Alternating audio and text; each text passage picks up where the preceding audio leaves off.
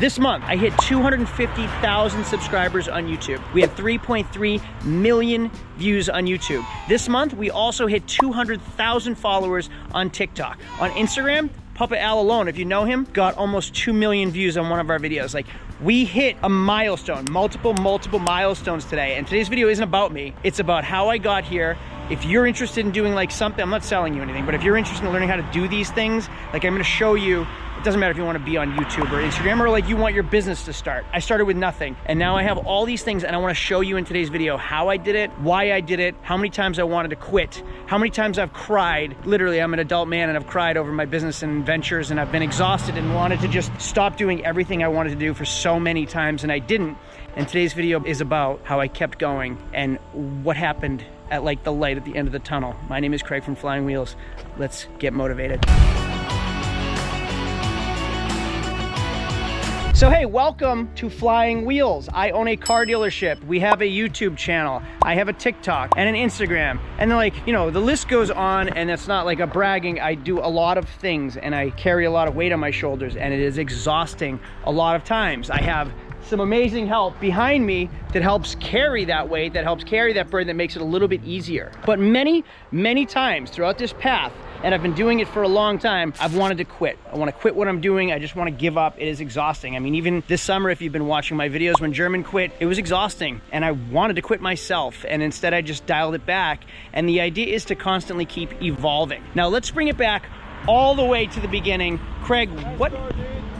Thanks a lot, guys. Let's bring it all the way back to the beginning to where this all started. Now, I told you originally how I started my car dealership at 23 with no money. Before that, I bought bikes and I cleaned them, fixed them, sold them, which is what my 12-year-old son does now. I then got dirt bikes, moved up to four-wheelers, got my first car, paid for college through buying and selling cars, had a 70-hour work week working for somebody else, working for the man, quit that, started going on my own. I took like a huge gamble at a very young age and tried to just buy and sell cars, get my dealer's license, start my car dealership in my driveway in Florida. Like I legit sold cars out of my driveway in Florida with my own cash, with no knowledge. I had no idea what I was doing besides like my own experience. And that's all the way up to today. Like I still learn how to do what I do by trial and error, which is why I actually created that course, shameless plug here, startyourdealership.com. Like I had no idea what I was doing and it's cost me thousands and thousands of dollars in mistakes. And I just had to try it out, learn and move on and advance. And all those mistakes, they piled up and you learn from them, which is why I created startyourdealership.com, and it teaches you how to do what I do without all those mistakes, like jump past them. That's not what this video is about. So, you know, shameless plug, let's keep moving on. Well, I started at 23 with one car. I took like a credit card, line of credit out, bought the car, fixed it, cleaned it, sold it, bought 2 cars, and eventually my driveway had 6 cars and it was too many cars and I needed to grow. And then I found a place that I was like stressed to pay $400 a month to keep my cars there, and I was stressed to get it, and I did it. And eventually I outgrew that. So I moved to the front of the storage facility where I got my dealer's license, which was $900 a month. That was stressful, but because the location was better, it helped me sell more cars. I mean, that's like a half a car a month more that I had to sell, and it was selling more than that on its own because of the exposure. Like you can see how much traffic we get here. I was on a main highway in Florida getting more traffic, which was in turn selling more cars. Well, when I left Florida to move back home to have kids and start a family with and be near my family, I sold the business in Florida and we started here once again, started in my driveway. Huge risk. Like now I'm starting over all again, but I'm not 23 anymore. I'm not just a kid with nothing to lose. I'm an adult that's married, that has a pregnant wife that just bought a big house, like a lifetime house, not like a starter home. So it was really stressful. And I remember my wife's aunt saying to me, who's done well in her life, just, you'll figure it out. You're the type of person that will figure it out. You'll make it happen. And she was spot on. And even though I was nervous to jump into a mortgage with principal and interest and electric bills and propane bills, I figured it out and I made it happen. And I had some cars in my driveway. I got my dealer's license again. I started my dealership again in New Hampshire and eventually outgrew my driveway and I had to get an actual physical location. Fast forward to today, I own that entire building. 8 units. I own the entire building. I started in that building with one small unit renting it. So that's how the business has grown. This isn't a bragging moment. I don't want it to sound that way. I want to express like how things have grown, and I'm going to get to the points where I wanted to quit. So in all of my videos, I always say I'm kind of a gambler. I'm a risk taker, but I take calculated gambles, calculated bets. Like I hedge my bets, in other words. I do my research, I do my due diligence, but you are always gambling. You're taking risks. I take a risk every day.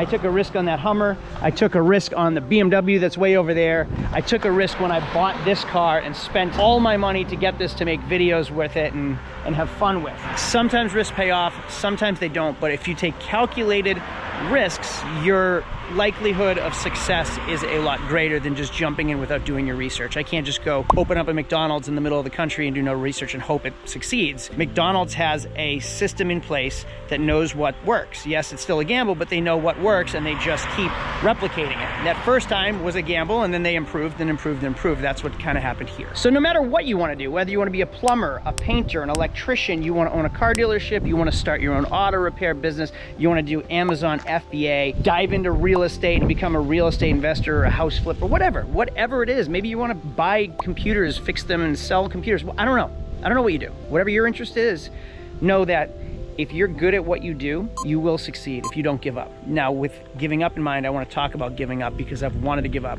lots and lots of times. Even now, sometimes I think like, man, I'm just ready to quit. All right, let me talk about quitting. So I have a standard of living, a lifestyle in place. I have 3 children, I have a home, I have a business. I can't quit because there's a lot of people that depend on me. So there are times where I personally just want to give up and stop, but I physically can't. If I stop, lots of people's lives stop. The bank doesn't get paid. My kids don't eat. My employees can't survive and feed their children. Like, there's a lot that happens, which is a heavy weight to carry because there's a lot of responsibility on you. So you just can't quit for that reason. But I don't look at it as that's why I can't quit. I look at it as a motivator. Like, yeah, I could take the month off, but then everybody else will suffer. So instead, I don't take a month off. I will take like 2 days in a week off. That's fine. I'll have like a 4-day weekend with no problem. And then I just maybe will work harder Tuesday or Wednesday when I return. So my motivator is that heavy weight that's on my shoulders and to grow and move forward. And then, or just find your balance. When you find your balance, that your level, everything's good. But to get that balance, like, you have to work hard to get there. You're not just gonna find success. I would consider my life successful because I'm happy and I have a happy marriage and healthy kids and bills are paid this month. Like, that is to me success. I don't need to be a billionaire to have success or even a multi-millionaire to have success. I can take a Monday off if I want to and no one's gonna fire me and no one's gonna tell me that I can't, and my bills still get paid. That to me is success. I can go to my son's soccer game on a Tuesday at 3 o'clock without having to ask permission. That to me is success. Now, for the people that ever wanted to get into like YouTube or social media or whatever the next thing is, maybe it's a podcast, maybe you've just been dabbling in certain things that interest you, photography, videography, whatever your passion for art or special hobby is, I want to put this on you guys and explain where I came from and what I have now, what I've accomplished this month. I wish I had the car here, but I don't. It's tucked away.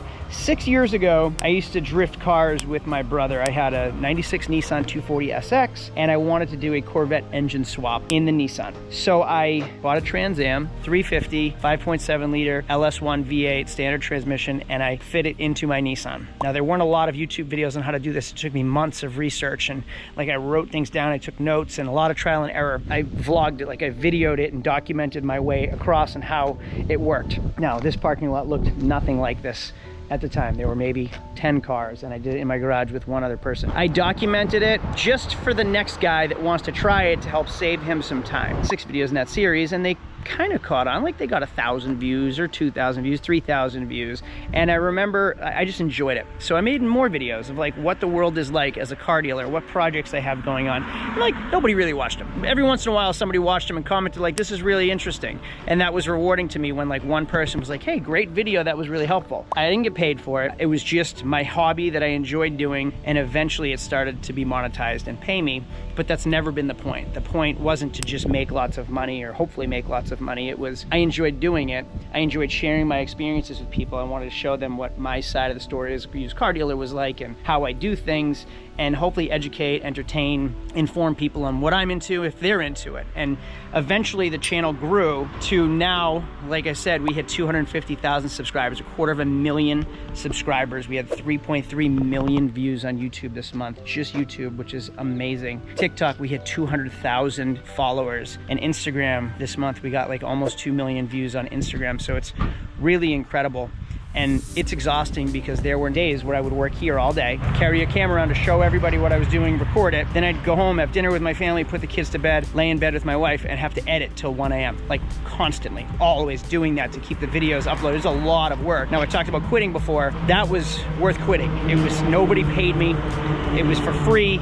It was hoping that one day it would catch and people would care. Like, that's it. Hopefully somebody would find these videos and care and find it rewarding.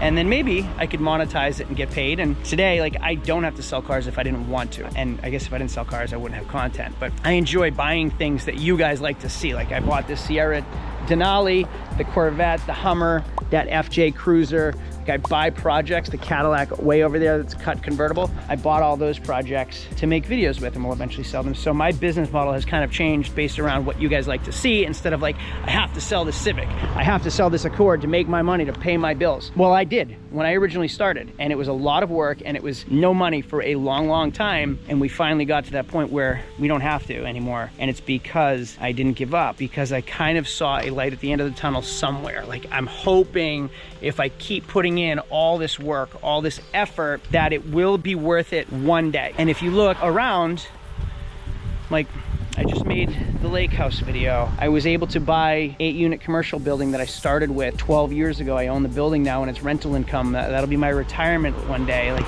we have toys, and again, this isn't like, hey, look at what I have. That's not the point of this video. It's, I had nothing. I lived in a duplex with my wife after college, and we barely could afford rent. We lived off her student loans until my business got going. Then I bought a small house and sold cars in my driveway off a credit card loan. Like, we had nothing. We didn't have daddy paying for everything to get me going. Unfortunately, my father was a business owner, so I had him as a mentor to teach me how to run businesses, but I didn't have the financial backing to do anything. I just had like his hard work ethic, my mother's hard work ethic brushed off on me, and just like that no quit mentality. We have to make it happen. Like, we can make it happen. Let's just keep figuring it out. We hit like a stump. Let's adapt, evolve, figure out what works, focus on that, and keep growing. But I did want to quit lots and lots of times. I did cry, like, to my wife lots and lots of times, because things weren't working out, or hard work wasn't paying off, or I wanted to quit, or I was in this parking lot specifically where I remember 2 a.m. pushing snow by myself, and my truck getting stuck in snow like